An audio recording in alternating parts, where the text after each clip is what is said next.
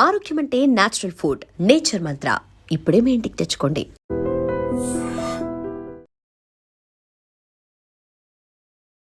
Breaking news ఇది. Israel America కలిసి సంయుక్తంగా చేసినటువంటి దాడుల్లో ఇరాన్కు గట్టి ఎదురు దెబ్బ తగిలింది. ఈ సంయుక్త దాడుల్లో Iran supreme leader Ayatollah Ali Khamenei ప్రాణాలు కోల్పోయినట్టుగా అధికారిక విషయాన్ని ఇరాన్ మీడియా ధృవీకరించింది. ఖమేనీతో పాటుగా కుటుంబ సభ్యులు, ఖమేనీ కూతురు, అల్లుడు, మనవరాలు కూడా మృతి చెందినట్లుగా అక్కడి మీడియా అధికారికంగా ధృవీకరించింది. 40 రోజుల పాటు సంతాప దినాలుగా ప్రకటించినట్లుగా అక్కడ ప్రభుత్వం కూడా వెల్లడించింది. ఇజ్రాయెల్, అమెరికా కలిసి పక్కా సమాచారంతోనే ఖమేనీని హతమార్చినట్టుగా ఇప్పుడు సమాచారం అందుతోంది. ఈ విషయాన్ని అధికారికంగా ట్రంప్ కూడా తన ట్రూత్ మీడియాలో వెల్లడించారు. శనివారం ఖమేనీ తన కార్యాలయంలోని సీనియర్ అధికారులతో సమావేశమయ్యారు. ఇదే అదనుగా భావించినటువంటి అమెరికా, ఇజ్రాయెల్ సంయుక్త దాడులకు దిగినట్టుగా అమెరికా అధికారిక వర్గాలు పేర్కొన్నట్లు మీడియా కథనాలు కూడా వెలువడ్డాయి. ఈ నేపథ్యంలోనే ఖమేనీ మృతికి సంబంధించి తమ దేశ సీనియర్ అధికారులకు స్పష్టమైన సమాచారం అందిందని ఇరాన్ ప్రకటనకు ముందు ఇజ్రాయెల్ కూడా ఇదే విషయాన్ని వెల్లడించింది. ఒకవైపు అమెరికా, ఇజ్రాయెల్తో పాటుగా ఇరాన్ కూడా ఈ విషయాన్ని కన్ఫర్మ్డ్గా చెప్తున్నాయి. ఆయన మృతదేహాన్ని ఇరాన్ అధికారులు శిథిలాల నుంచి స్వాధీనం చేసుకున్నట్లుగా ఇజ్రాయెల్ వెల్లడించింది. దీనికి సంబంధించినటువంటి ఫోటోలను ట్రంప్తో పాటుగా నెతన్యాహు కూడా చూశారని మీడియా వర్గాలు వెల్లడిస్తున్నాయి. ఆపరేషన్ ఎపిక్ ప్యూరీగా దీనికి నామకరణం చేశారు. ఆపరేషన్ ఎపిక్ ప్యూరీలో ఇరాన్ రక్షణ మంత్రి Aziz Nasirzadeh, Islamic Revolutionary Guards commander కూడా మరణించినట్లుగా సమాచారం ఉంది. అయితే ఖమేనీ మృతికి తీవ్ర స్థాయిలోనే సమాధానం, ప్రతిఘటన ఉంటుంది అని ఇరాన్ ప్రభుత్వం కూడా వెల్లడించింది. ఇరాన్ గొప్ప నాయకుడు, పండితుడిని కోల్పోయినట్టుగా ఇరాన్ గవర్నమెంట్ వెల్లడిస్తోంది. ఖమేనీ హత్య నిరంకుశాలపై గొప్ప తిరుగుబాటుకు లాంచ్ ప్యాడ్ అవుతుంది, మేము దీన్ని త్వరలోనే చేస్తాము అనే మాట ఇరాన్ జాతీయ భద్రతా మండలి కూడా పేర్కొంది. ఈ పెద్ద నేరానికి సమాధానం చెప్పకుండా వదలబోము అనేటువంటి మాటని ఇరాన్ క్యాబినెట్ కూడా వెల్లడించింది అనే మాట తెలుస్తోంది. మధ్యప్రాచ్యంలో ఇరాన్ను ప్రాంతీయ శక్తిగా మార్చడానికి ఖమేనీ ప్రయత్నించారు. 1889లో అయతుల్లా రహోల్లా ఖమేనీ మరణం తర్వాత పగ్గాలు చేపట్టిన నుంచి ఖమేనీ ఇస్లామిక్ రిపబ్లిక్ను నాటకీయంగా మార్చేశారు. అక్కడే షియా ముస్లిం మతాధికారుల పాలనను పరిపుష్టం చేశారు. పారామిలిటరీ రివల్యూషనరీ గార్డ్ను తన పాలనకు అధికారికమైనటువంటి అతి ముఖ్యమైన సంస్థగా నిర్మించారు. ఇక ఇరాన్ మీద ఇజ్రాయెల్ అండ్ అమెరికా కలిసి చేస్తున్నటువంటి సంయుక్త దాడుల్లో తొలి రోజే ఆపరేషన్ మొదలైన కొన్ని గంటల్లోనే ఖమేనీ మృతి చెందినప్పటికి కూడా పశ్చిమాసియాలో ఇప్పటికి కూడా భీకర యుద్ధం కొనసాగుతోంది. గల్ఫ్ అంతటా యుద్ధ జ్వాలలు ఎగిసిపడుతున్నాయి. చాలా వరకు విమానాలను కూడా రద్దు చేశారు. ఎయిర్పోర్ట్లలోనే ప్రయాణికులు ఎదురుచూపులు చూస్తున్నటువంటి పరిస్థితి కనిపిస్తోంది. ఇరాన్ లక్ష్యంగా అమెరికా, ఇజ్రాయెల్ భారీ దాడులకు దిగడంతో ఇరాన్ అధికారికంగా మొదట ఎలాంటి ప్రకటన చేయలేదు. అయితే దానికి గతంలో చేసిన దాడులకు భిన్నంగా ఈసారి పగటి వెలుతురులోనే అమెరికా దాడులకు దిగింది. నిన్న ఇజ్రాయెల్, అమెరికాలు సంయుక్తంగా ఇరాన్పై దాడులు ప్రారంభించాయి. Iran supreme leader Ayatollah Ali Khamenei కార్యాలయమే లక్ష్యంగా దాడులు చేశాయి. అయితే ఆ సమయంలో ఖమేనీ అక్కడ లేడు అని చెప్పినప్పటికీ కూడా అమెరికా అధ్యక్షుడు డొనాల్డ్ ట్రంప్ ఇరాన్పై పోరాటాన్ని ప్రారంభించామని పేర్కొన్నారు. ఆపరేషన్ ఎపిక్ ప్యూరీ అనేటువంటి పేరుని పెంటగాన్ దీనికి నామకరణం చేసింది. ఇరాన్ నుంచి ఎదురవుతున్నటువంటి అస్తిత్వ ముప్పును ఎదుర్కోవడమే లక్ష్యంగా తాము దాడులకు దిగాము అని ఇజ్రాయెల్ ప్రధాని కూడా తెలిపారు.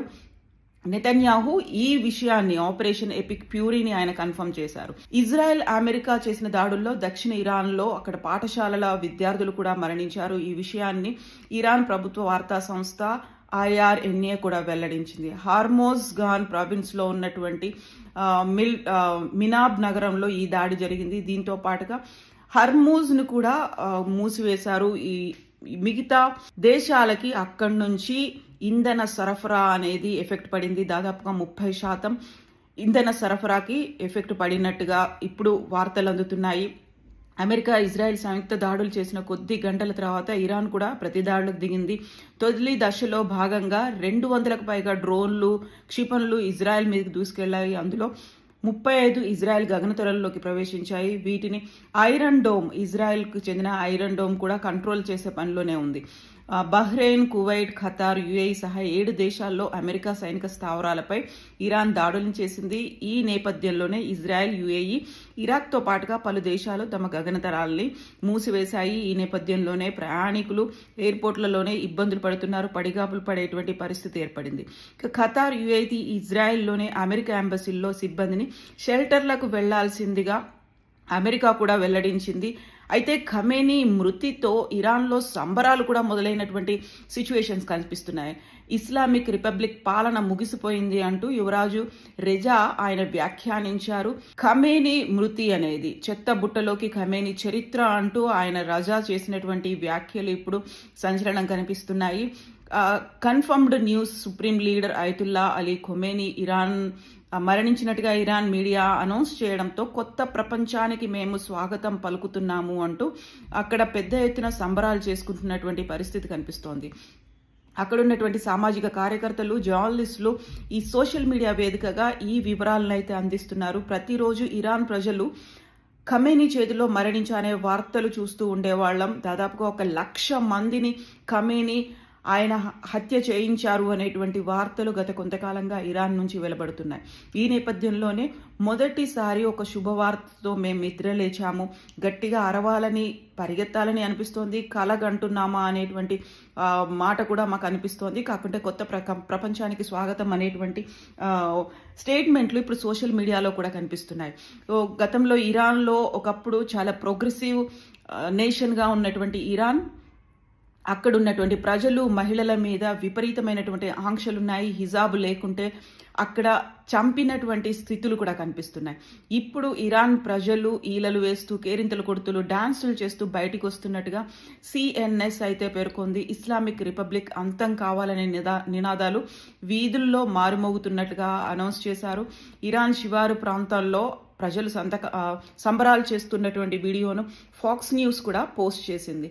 సో ఖమేనీ అనేటువంటి ఒక నియంత మరణించాడని తెలియగానే ఇరాన్ మహిళలు హిజాబులు లేకుండా వీధుల్లో నృత్యాలు చేస్తున్నారని ఇజ్రాయెల్ మాజీ అధికార ప్రతినిధులు కూడా వెల్లడించారు. దానికి సంబంధించి వీడియోలని సోషల్ మీడియాలో కూడా పంచుకుంటున్నారు. ఇరాన్లో 2వ అతిపెద్ద నగరం, షియా ముస్లింల ప్రధాన యాత్రాస్థలం మషద్లో ఇమాం రెజా మందిరంపై నల్ల జెండాలను కూడా ఎగరేశారు. సో ఖమేనీ వారసుడికి అసలు ఎలాంటి పరిస్థితుల్లో తావు లేదు అనేటువంటి మాటని యువరాజు రెజా కూడా అనౌన్స్ చేశారు. సో ఒక రకంగా అక్కడ రక్త పిపాసి అలాంటి చరిత్ర చెత్తబుట్టల్లోకి వెళ్ళిపోయింది అనేటువంటి మాటను కూడా రెజా పహ్లావి అనౌన్స్ చేశారు. నిరంకుశ పాలకుడు, 10,000 మంది ఇరాన్ ముద్దు బిడ్డలను కోల్పోయాము, అలాంటి హంతకుడు ఇప్పుడు చరిత్రలో కలిసిపోయాడు అనేటువంటి మాటని రెజా చెప్పాడు ఇరాన్ యువరాజు. ఇదే విషయాన్ని అధికారికంగా డొనాల్డ్ ట్రంప్ ట్రూత్ సోషల్ వేదికగా అనౌన్స్ చేశారు. ప్రపంచ చరిత్రలోనే అత్యంత దుర్మార్గుడైన ఖమేనీ మరణించాడు, అతని వల్ల ప్రాణాలు కోల్పోయిన అమెరికన్లు, ప్రపంచవ్యాప్తంగా ఉన్న బాధితులకు ఈరోజు న్యాయం జరిగింది అనేటువంటి ప్రకటనని ట్రూత్ సోషల్ వేదిక, ట్రూత్ మీడియా వేదికగా ట్రంప్ అనౌన్స్ చేశారు. శనివారం రాత్రి అమెరికా, ఇజ్రాయెల్ సంయుక్తంగా ఖొమేనీ లక్ష్యంగానే దాడులు చేశాయి. శిథిలాల కింద అతని మృతదేహం లభ్యమైంది అనేది ఇజ్రాయెల్ మీడియా సంస్థ జెరూసలేం పోస్ట్ కూడా వెల్లడించింది.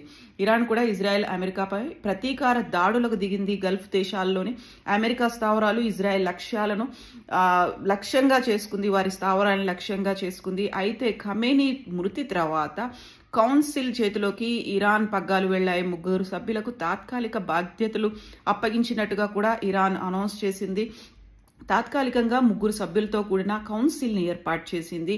కొత్త సుప్రీం నేతను నియమించే వరకు కౌన్సిల్ తాత్కాలికంగా పాలనా బాధ్యతలు స్వీకరిస్తున్నట్టుగా అనౌన్స్ చేసింది. సో ఇప్పటికీ ప్రపంచ దేశాలైతే దీని మీద కూడా స్పందించాయి. అందులోనూ యుద్ధం ఆపి చర్చలు జరపాలి అనేటువంటి సూచనని ఇరు వర్గాలకు ప్రపంచ దేశాలు చేస్తున్నటువంటి పరిస్థితి కనిపిస్తోంది. ఇరాన్పై ఇప్పుడు జరిగినటువంటి దాడితో ఐరోపా కూడా అప్రమత్తమైంది. Germany, Britain, France, Spain, Norway వంటి దేశాలు అంతర్గతంగా అత్యవసర భద్రతను కూడా ఏర్పాటు చేశాయి.